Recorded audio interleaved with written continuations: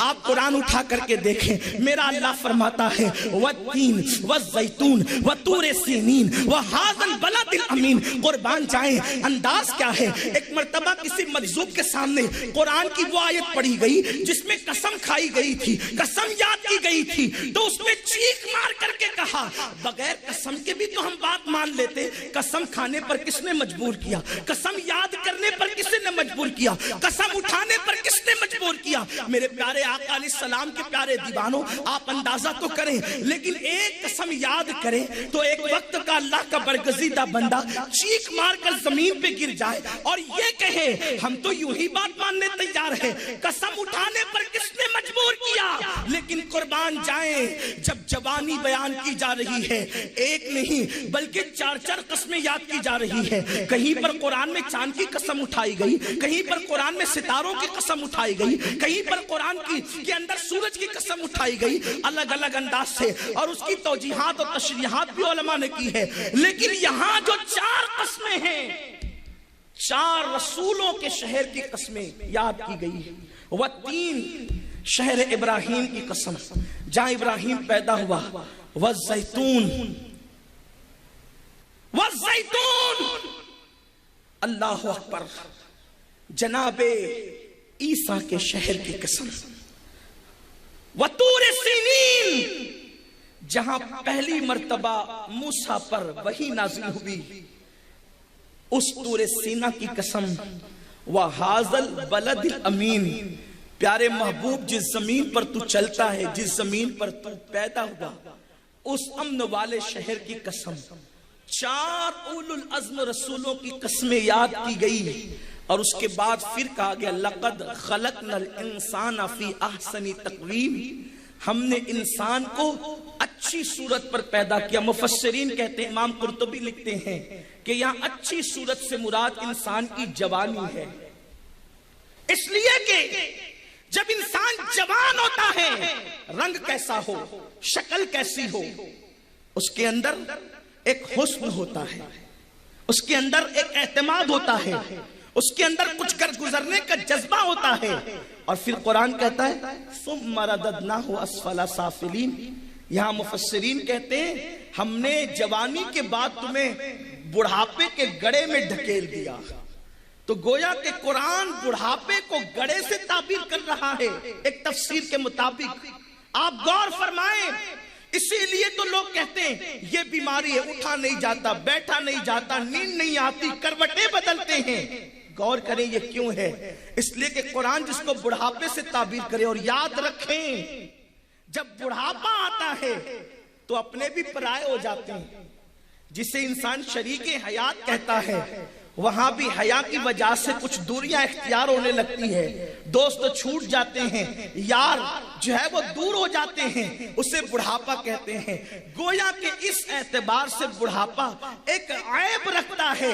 اسی لیے میرے اللہ کو یہ گوارا نہ ہوا جس بڑھاپے کو لوگ عیب تصور کرتے ہیں وہ محبوب کو دیا جائے. اسی لیے میرے کریم نے، کیونکہ اللہ نے اپنے ذمہ کرم پر اس بات کو لے رکھا کہ جو خوبی ہوگی بس وہی آمنہ کے لال کو دیں گے، اور جو عیب ہوگا وہ آمنہ کے لال کو نہیں دیں گے، چاہے تو وہ بنیادی طور پہ عیب ہو، چاہے لوگ اس کو عیب سمجھے.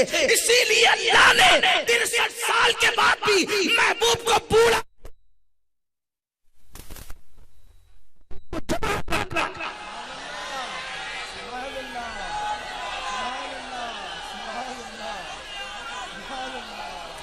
اور ہر اعتبار سے جوان رکھا. پوری دنیا کے مردوں کو حیا کے پردے میں چیلنج کر سکتا ہوں کہ عصر سے لے کر مغرب تک حضور علیہ السلام اکثر 9 ازواج مطہرات کو وظیفہ زوجیت سے نوازتے تھے. میں اتنا عرض کرنا چاہتا ہوں کہ اللہ نے محبوب کو اتنا جوان رکھا 63 سال کی عمر میں بھی. آج 22 اور 25 سال کا جوان بھی وہ نہیں کر سکتا. جو شان اللہ نے اپنے محبوب کو عطا فرمائی، حبیب کو جوان رکھا. اسی لیے صحابہ کہتے ہیں حضور علیہ السلام کے 12 یا 18 بال بھی ابھی داڑھی شریف میں سفید نہیں ہوئے تھے کہ حضور علیہ السلام دنیا سے تشریف لے گئے. اور آقا کریم کو کوئی اجنبی اجنبی دیکھتا، سرکار کو کوئی اجنبی دیکھتا پہچانتا نہیں تو کیا کہہ کے پکارتا؟ یا شباب، اے جوان کہہ کر کے پکارتا۔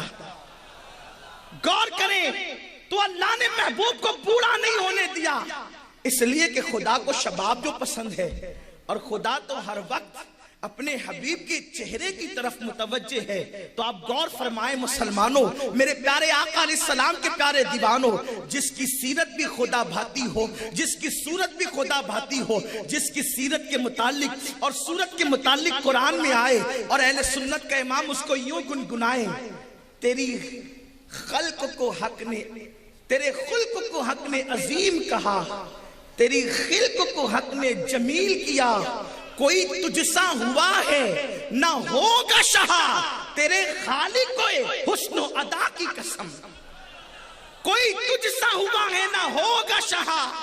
لوگ حیران ہیں اردو بولنے والے کہ نبی کو کیا کہیں، تو کوئی بدبخت بڑا بھائی کہہ رہا ہے، کوئی اپنے جیسا بشر کہہ رہا ہے، لیکن جن کو صحابہ کا عقیدہ ملا وہ تو قسمیں اٹھا کر کہتے ہیں کوئی تجھ سا ہوا ہے نہ ہوگا شہا، تیرے خالق کے حسن و ادا کی قسم۔ لغت میں وہ الفاظ ہی پیدا نہیں ہوئے جو مصطفیٰ کی عظمت کا حق ادا کر سکے، اسی لیے تو کوئی کہنے والا اسی میں ڈوب گیا، لا یمکن الثناء کما کان حقہ بعد از خدا بزرگ توئی قصہ مختصر۔ کہہ لے گی سب کچھ ان کے ثنا خاں کی خاموشی، چپ ہو رہا یہ کہہ کے میں کیا کیا کہوں تجھے، اور لیکن رضا نے ختم سکن اس پہ کر دیا، خالق کا بندہ خلق کا آقا کہوں تجھے۔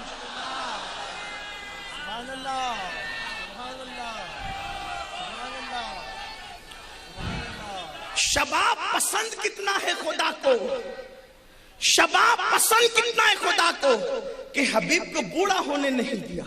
اس سے پتا چلتا ہے کہ حبیب کو جس پوزیشن پہ رکھا کتنی پسند ہے۔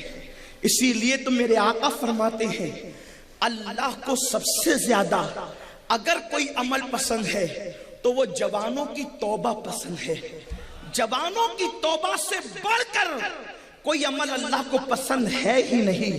اور میرے آقا کریم رؤوف الرحیم صلی اللہ علیہ وسلم فرماتے ہیں جب کوئی جوانی پائے اور جوانی میں گناہ نہ کرے، یعنی جوانی میں اس کو ایسا ماحول مل جائے کہ گناہ نہ کرے، اللہ کرے کسی میرے نوجوان بھائی جو یہاں بیٹھ کر سن رہے یہاں دور، ان کو سنی دعوت اسلامی کا ماحول مل جائے۔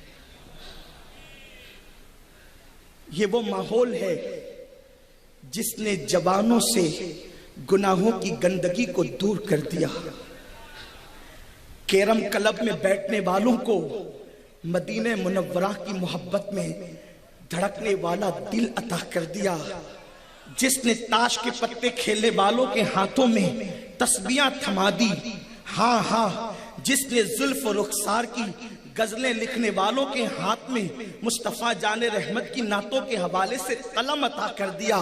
یہ سنی دعوت اسلامی کا کتنا بڑا کرم ہے، اور اللہ اس مرد کلندر کو حیات خضر عطا کرے جس کی کوششوں نے اللہ اکبر جوانوں کو عشق مصطفیٰ میں دھڑکنے والا دل عطا کیا۔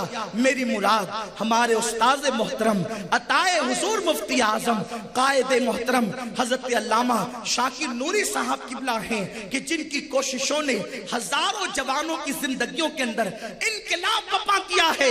تو جن کو ماحول ایسا مل جائے قسمت سے، جن کو ماحول مل جائے تقدیر سے کہ وہ جوانی میں بھی گناہ نہیں کرتے، اللہ ان پر تعجب کرتا ہے اپنی شان کے مطابق، اللہ ان پر اپنی شان کے مطابق تعجب کرتا ہے، اور اس کے بعد فرشتوں سے کہتا ہے یہ جوان ہو کر بھی گناہ نہیں کرتا، گواہ رہنا جوان ہوگا، جوان ہے تب بھی میں لوگوں کے دل میں اس کی عزت بٹھاؤں گا، اور جب یہ بوڑھا ہو جائے گا تو اس کی عزت کو دوبالا کر دوں گا۔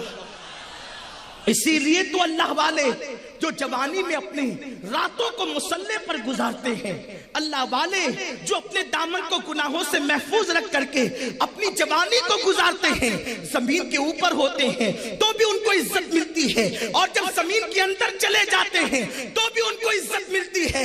باپ دادا مر جاتے ہیں تو لوگ سال 2 سال میں بھول جاتے ہیں، لیکن میرے خواجہ کو 800 سال کا عرصہ ہو گیا، آج بھی دنیا ان کو یاد کر رہی ہے اور قیامت تک کہ ان کو یاد کیا جاتا رہے گا۔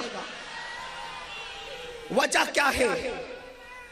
وجہ کیا ہے کہ جوانی کو تقوی میں گزارا، جوانی کو پرہیزگاری میں گزارا، جوانی کو اللہ کی یاد میں گزارا۔